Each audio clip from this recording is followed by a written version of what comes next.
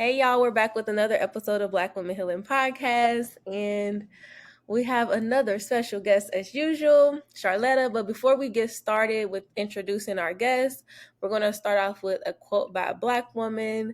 And so this quote says, anytime you get more than a couple of Black women together, you're creating this powerful mechanism for change. And this is by Kimberly Bryant. Myra, what are you thinking about this quote? Have you heard this before? I haven't. Can you read it one more time? Yes. Anytime you get more than a couple of Black women together, you're creating this powerful mechanism for change. Oh, I have heard this quote before. Yeah. I Oh, by definitely heard that Kimberly before. Bryant. Yeah. Yes. You were asking me what comes to mind when I hear it. Uh-huh.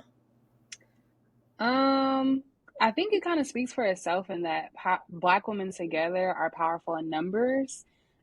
We alone are powerful, but I think that when we come together, we shake shit up. Like we are a mega house. So just coming together, because I feel like Black women innately nurture, love, and are creative. And with those three things in numbers, taking over the world. So yeah. What about you? What do you think, Danica?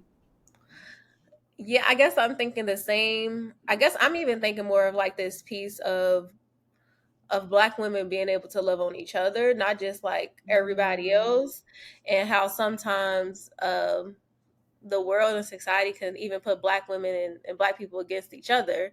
And so it's like, oh no, once we get together and we're able to talk about our different experiences, the different intersections of our identities and how we are different but we're the same at the same time. I feel like that is like huge, and that's the power of the change. um but I've never heard about this. Charlotte, what are you thinking about this quote? So I've never heard that quote before either, but the first thing that came to my mind was Black Girl Magic. And it just makes me think like, when Black women come together, like you guys are saying, we are powerful forces. There's a lot of really, really strong, smart, and successful Black women out in the world. And when we all come together, or if we were all able to come together, we can really make a huge difference, because I feel like we know how to go against the norm. You know what I mean? We know how to face challenges, because we've always been, very strong, and kind of the Undertaker, because we're smart, we're strong, but we're overlooked. You know what I mean? And so if we all did come together, we could make a really, really powerful impact in the world. Absolutely. Yeah, this was a good quote, and it also just it's more than a couple of us right now. So we're making change. We're making some changes. um, yeah, I like that one. But so let me go ahead and introduce our guest. So today we have Charletta. Charletta is a Spanish and French coloring book author and has a Spanish and French coloring book series.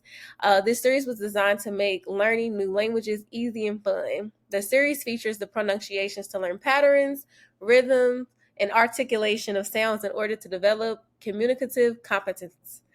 The simple picture to color features both the English and Spanish French words. It's the perfect bilingual coloring book. These will make great gifts and can be used as essential learning tools at home or at school. So I know some things about Charletta. Charletta's one of my hot girls, and so we know a little bit, but this right here, I had no idea about you. I think I found out on like social media. I'm like, wait, you have a whole book? And so then as I start looking, I'm like, okay, and it's like this piece of learning new languages, especially for like children. So I'm like, oh my god, I haven't met anybody personally, and I don't even think I know anybody who's doing this in general, especially like a Black woman. So I just want to know, like, how did you gain interest in creating children's coloring books at that? Yeah, so I have it's a six series book. Here are some of them. This is four of the six series. So it's three I have 3 Spanish books and 3 French books. So I have your ABCs in Spanish and French, your numbers in Spanish and French, and then your colors in Spanish and French. So it's a series of 6 books total. And basically, how I came up with the idea, honestly, I was looking for another passive income. I was looking for another source of passive income, and I did a lot of research. And what I found was children's books, coloring books, planners, and journals are like really, really lucrative in like the print on demand world. And so I'm like, okay, let me see what I can come up with. You know what I mean? So when I decided to do a coloring book, I also knew that I wanted to do something that there was like a special niche to it. Like I wanted it to stand out, and I also wanted it, to make a difference. I believe my purpose in life is to make a difference in life. So everything that I do, I really like to have things align like with that purpose. So I'm like, what can I create that I know will like help people? What can I create that I know will be like fun and it would just make a difference? And so I just came up like, oh, well, I could do bilingual because, I think in the world that we live in today, I think it's very, very important to learn another language. And I've been doing, like a lot of traveling over the past couple of years. And I'm just really seeing how important it is to just know a different language. You know what I mean? And so that's pretty much how I came up with the idea. I just wanted to do something that would help kids, that would just help and be lucrative. And so I was like, let's do Spanish and French. Nice. I love hearing about that. I did some research too, and I saw the same thing of like when you're catering to kids, especially if it's something on Amazon, it is definitely very lucrative. So I love that. And even as I was checking out your coloring books, I was like, oh my gosh, there's like literally something for everyone. And I love how the formatting, it looks amazing. And I was like, I have to order this for my daughter. So even as your bio was being read and you were like, these make great gifts, I was like, yeah, they definitely make great gifts because it's pushing, kids to learn other languages. And I feel like once you start learning a new language, that the next level is to travel and use that language. So she was reading the bio, I was like, this is very true. But I am curious about the challenging part of things. What has been the most challenging aspect of creating your coloring books, especially being that, you're utilizing French and Spanish? And when it comes to French and Spanish, like there's different forms of French and Spanish. So I'm curious what challenges you've seen that have arisen for you. To be honest with you, one of the main challenges that I really came across while creating the books is really just making sure that the content was simple enough for a child to understand. Because actually Spanish and French, they're very, very similar. So if you can learn one of the languages, you can learn the other one fairly easy. But my books are geared towards like a 2-year-old and up. So I'm catering to the young children that are like in their early cognitive and developmental stages. You know what I mean? I'm catering to the kids that like, you're at that stage where you can talk. Okay, now let's learn our ABCs, our numbers, and our colors. So my content needed to be very, very simple, easily identifiable so that a 2-year-old could point to a 1 and say, uno, you know what I mean? Or point to a boot and say bota, And so it became a little bit challenging. Some of the letters, like in the alphabet, were kind of challenging to find pictures and words to. X, for example, the only thing that I was able to find is xylophone. And I'm like, there's no way a 2-year-old will be able to pronounce a xylophone. You know what I mean? They may be able to recognize it, but trying to read a xylophone in year 2, 3, that's like impossible. And so those were like really just the main challenges, was just making sure that the content was simple enough and direct enough so that your toddler can be able to easily recognize it and be able to actually learn the word. Yeah. And so as we're kind of sharing, I want to rewind a little bit. You have mentioned that you traveling kind of sparked this interest. And so I think that we're probably all pretty curious if English is your native tongue, and then why French and Spanish in particular. Like you kind of scratched it, but a little bit deeper. So English is my native tongue. English is my native tongue. I know Spanish at a very beginner level. I think I went up to like Spanish 3 in high school. I've traveled to Mexico a few times. I've traveled to different countries where you do speak Spanish, and I have been able to just maneuver around with the basic knowledge that I have. I do not speak French at all. I did go to Paris and I did kind of learn like a little bit of, just being able to just kind of get me around. But again, I'm in these places and I'm forced to kind of learn just to be able, because you don't want to get scammed, you don't want to get robbed. So it's really important to be able to at least know like a bare minimum on how to, navigate in different places. And the reason I chose Spanish and French is because Spanish is actually the second largest spoken language in the world, and French is spoken in most countries worldwide. And so just that alone it speaks volumes. Like you should know either or, you know what I mean? Also think about, when we're in high school and everybody was required at some point to learn a second language in high school. What was it? It was either Spanish or French, because they're very, very similar. So if you learn one, you can easily learn the second language, Another reason why I decided to go with Spanish and French, jobs. There are jobs where you get paid more if you're bilingual. Most companies that offer bilingual positions, they either want you to be bilingual in Mandarin, Spanish, French, or Russian. So if you know two of these, that can already, make yourself a little bit more marketable. And if you have a child and you're teaching your child at a young age to know this second language, it just adds value to them. You know what I mean? As they kind of navigate throughout the rest of their life, they're going to need to use that second language at some point, And lastly, living in LA. LA is heavily influenced by Mexican and Spanish culture. You know what I mean? It's a Mexican restaurant on every corner. Most of the people that we work with, they speak Spanish. A lot of contractors, they speak Spanish. And I think just living out here in general, it's super important for you to just know how to just have a basic conversation with somebody who doesn't speak the same language as you. So that's why I chose Spanish and French. Like I feel like if you don't know anything else, you should know Spanish or French. Yes, for sure.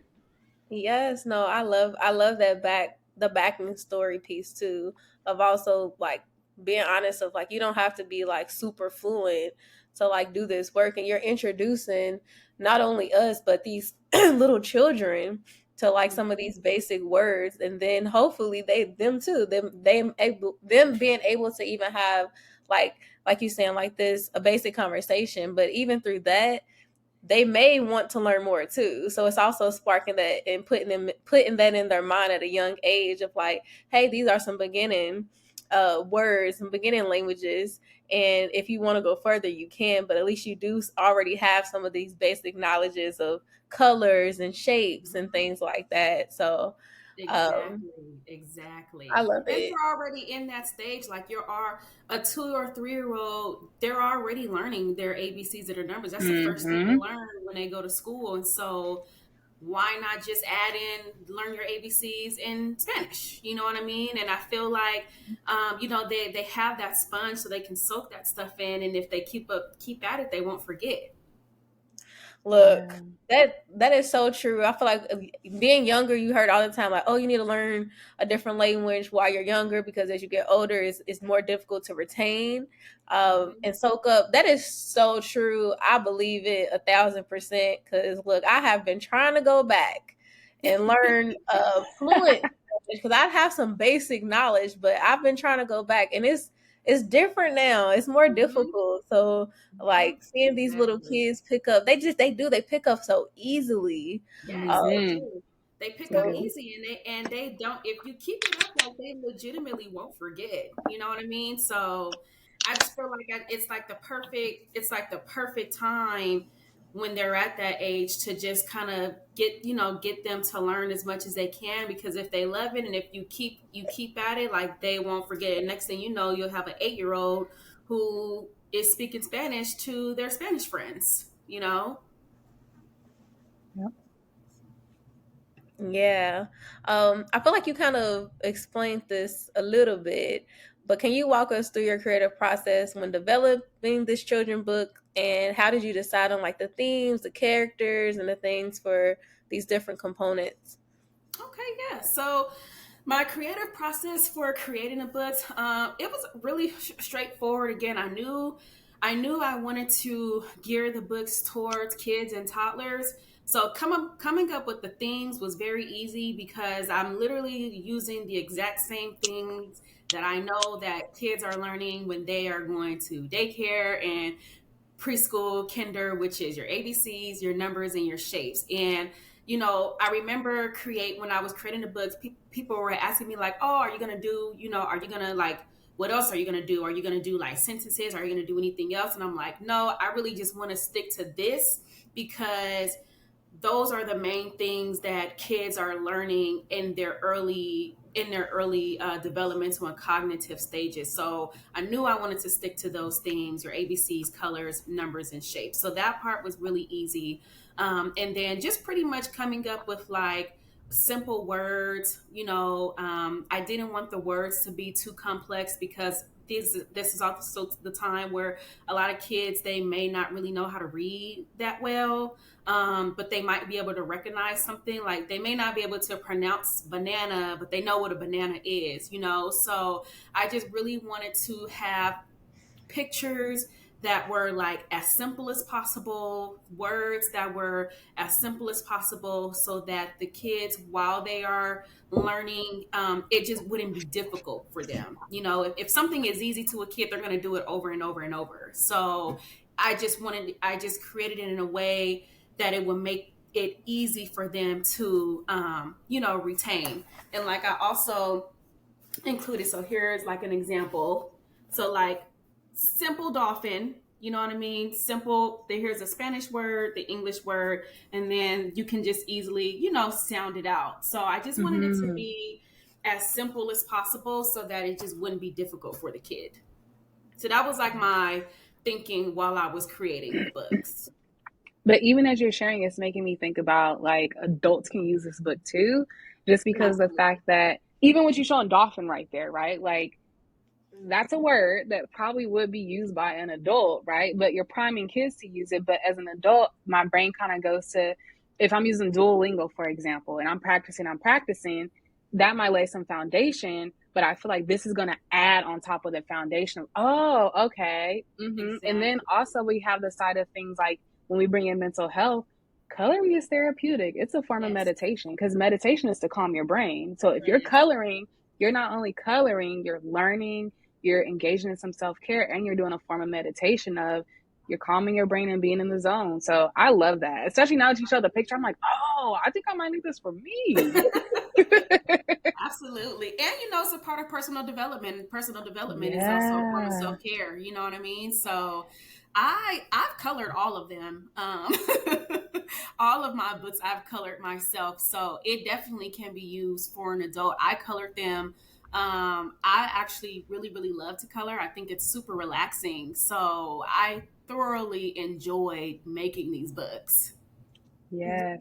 You're beating us to our next question. That's what we want to ask about. Myra, I feel like for sure. Have you given me an adult coloring book before? Maybe. I possibly have. I feel like I bought that for a few people before. Yeah, and so like this is for sure a Myra question, but like adult coloring in general, or coloring, not even adult coloring. Coloring, it seems to be on the rise again, right?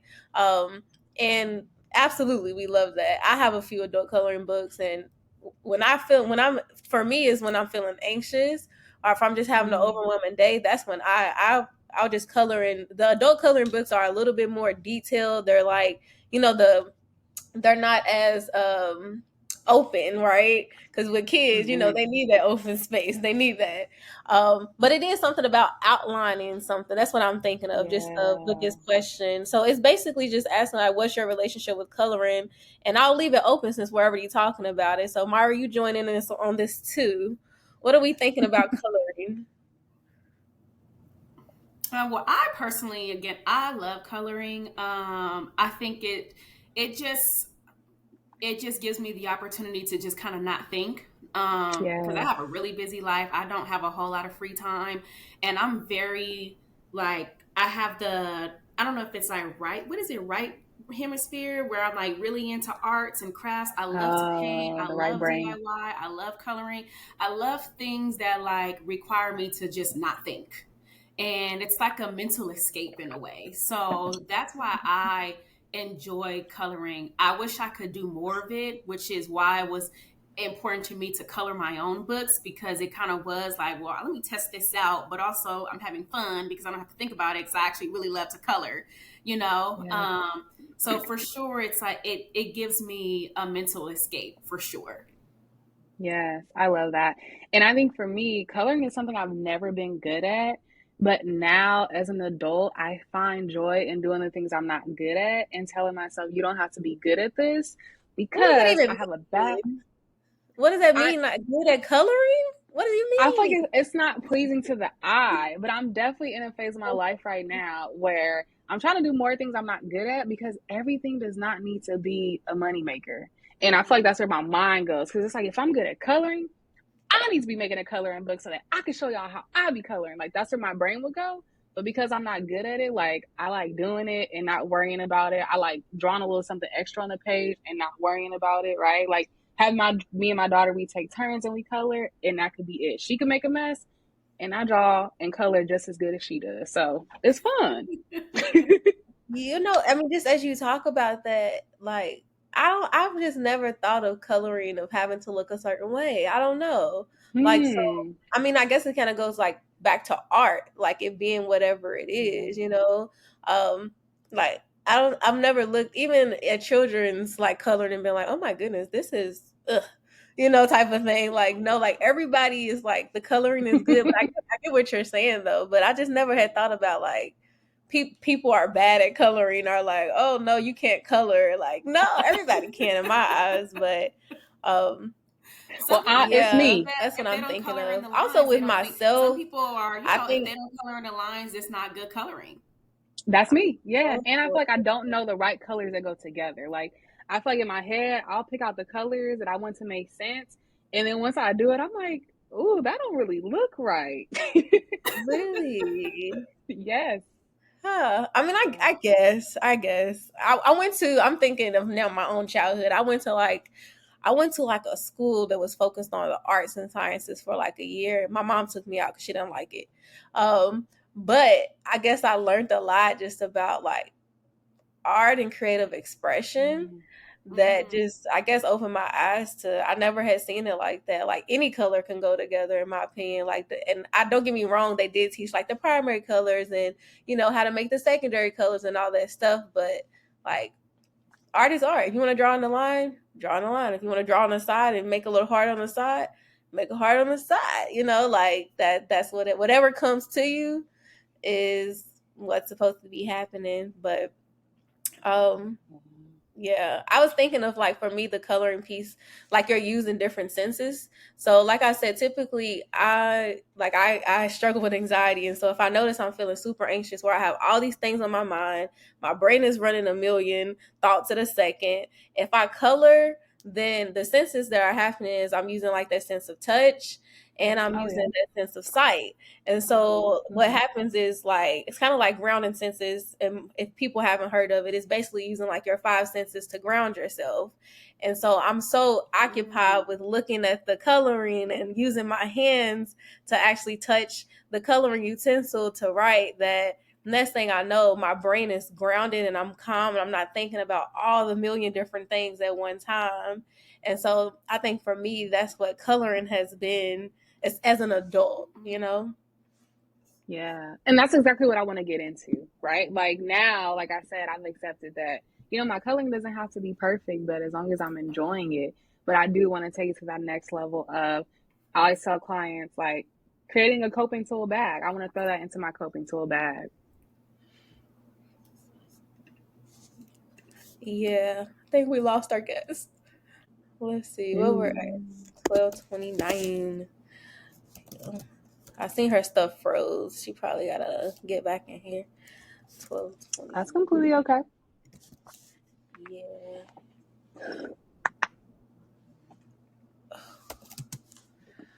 Oh, we can mark the clip. Let's mark it. I marked it for you. It's at the 24 second mark, 24 minute mark. Oh, dang, that's what it said. That's exactly what it said. Thank you. I'll put the actual time. Oh no, we only have one more question. Get back on here. Wow, these episodes are going really good. I know. I really like her episode too. I Yeah, love me too. like this piece of being like, hey, I was thinking of lucrative income and something to do. Like, I like it. Sorry, you guys. My internet kicked me out. It's okay. Yeah, no, it's okay. We'll most definitely edit. But we go. I said, oh no, our guest is gone. I was like, wait a minute, what's going on? And then I looked, my internet went out, but we're back. I'm so Yeah, sorry. I'm tired of talking about this coloring stuff. I'm out. For real. It was a good combo too. I was hearing you. I heard everything. I promise I heard everything. No, it's cool. So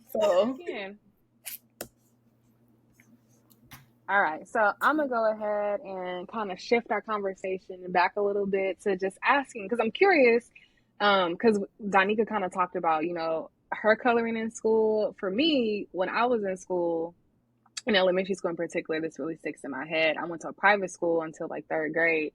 They were big on coloring, but who had the best coloring? It was like you got a prize. And so as Danica was sharing, I was like, wait, now everything is making sense. Like we would literally get this big old piece of paper, took up your entire desk, and they would say create something. And what they would do is everyone in the school would do, a small school, they would hang it up outside of the school. So when your parent came, they would come and look for your picture. My picture was never hung up. So in my head, I didn't do art well. And so my mom would try to push me to do art at home. And I was like, I'm not really doing that. I don't really do it well. And she would always say, like, yes, you do. But for me, it was like, no, like, you see, it's never hung up in school. And so when Danica was sharing, I was like, oh, it gave me a flashback. That's why. So they got you messed up. They got you messed up. That's not right. That's not right at all. Yeah, no, like really thinking of that. Listen to what those types of things do. You're over here like, okay, I guess that's not just for me. Meanwhile, you could be like the next like huge Black woman artist. You know, like we don't know. That's so messed up. Dang, I'm sorry that happened to you.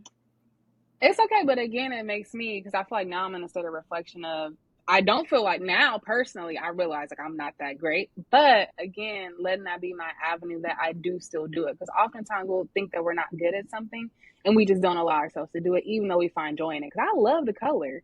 Yes, I'm not that good to me, but I find joy in it. And so with our next question, it's having me think about just coloring books utilized at home in the classroom setting, and kind of just telling us, how do you see coloring books being used as an essential piece of learning? Because I do feel like they can be essential. Again, going back to Danica sharing about, you know, how it was a big thing at her school, and then even thinking about the material that you're creating, how do you kind of envision it for the future and even, you know, the upcoming future?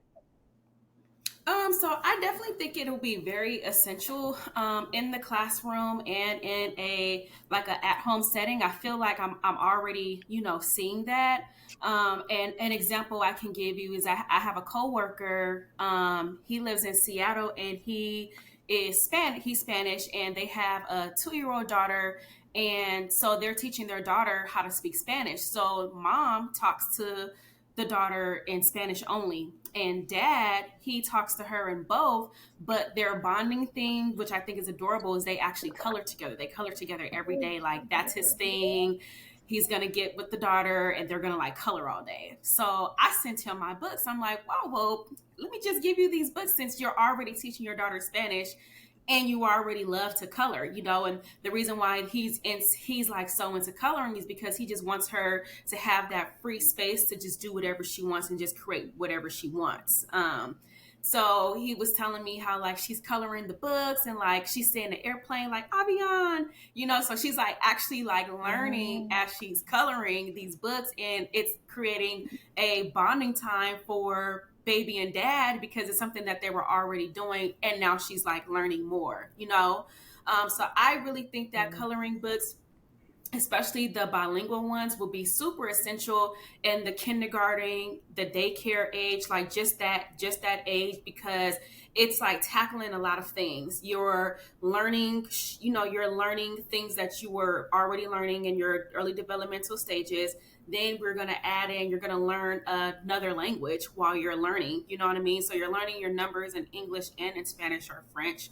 And number two, you're being allowed to color, which is giving you that creative space. You know what I mean? It's tapping into that right hemisphere. I don't know if it's right or left. I don't know, but you're tapping into that hemisphere where, you know, you can get your creative juices flowing, and you could color an airplane green or yellow and it be okay, you know? So it's just allowing the kid and a toddler to already be able to tap into their creative mindset while also learning fundamentals of education. So I think now and in the future, I think that it will be, I find these books to be very essential. And my hopes one day is that they will be a staple, you know, and at daycares or in kindergarten classes for sure.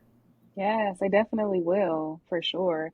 Um, do you have any takeaways for our listeners? You dropped a lot of just like knowledge, and overall, I feel like if you listen to this and you had no urge to buy this book, you didn't really listen, right? Because it has so many layers to it. When we're talking about self-care, we're talking about creating bonds and engaging with others. It's about making time for yourself. It's about just existing and having fun. Like, there's so many layers to it, right? And you're learning at the same time. So anyway, any takeaways you have for our listeners? So my takeaway would be, I would say to all the listeners, if you do not know another language, learn one. If you don't know another language, just learn one. If you have small children, nieces and nephews, and they don't know another language besides English, just learn one. It doesn't hurt. There's literally nothing negative about learning another language. And I think that we are at a point where, you know, everybody wants to be their best self. Everybody wants to be able to personally develop themselves at the highest, at the highest level as they can, because everybody just wants to be, you know, a marketable, or for the sake of this conversation, a high value person. You know what I mean? And just being able to learn a second language, it just adds on to your personal development. Um, and I think that we are coming into a time where I think eventually it's going to be very, very important to know how to navigate throughout the world, knowing something more than just English. So my takeaway is learn it, and if you don't know it, make sure you're teaching your small children this, and you know, and instill this into them, so that they will be able to, as they get older and navigate through the world, you know, they'll be more marketable and more, you know, personally developed. And it, like I said, there's literally nothing negative about learning another language. So that's my takeaway. Yes. And y'all, she came on here talking about she was so nervous. And do y'all hear how she I killed was the whole episode? Wow. I was nervous. I still am. You did great. And we thank you for coming on here, sharing this tool, and really diving into why you created it. Great resource. And that's it for this episode. We thank you again. Thank you. I appreciate you guys so much. Thank you for having me. And if you guys want my books, you can find them on Amazon. Yes. Plug. We will share all of that in our show notes, the direct link, and on our page. We'll be promoting it. Thank you. I appreciate that so much. Of course.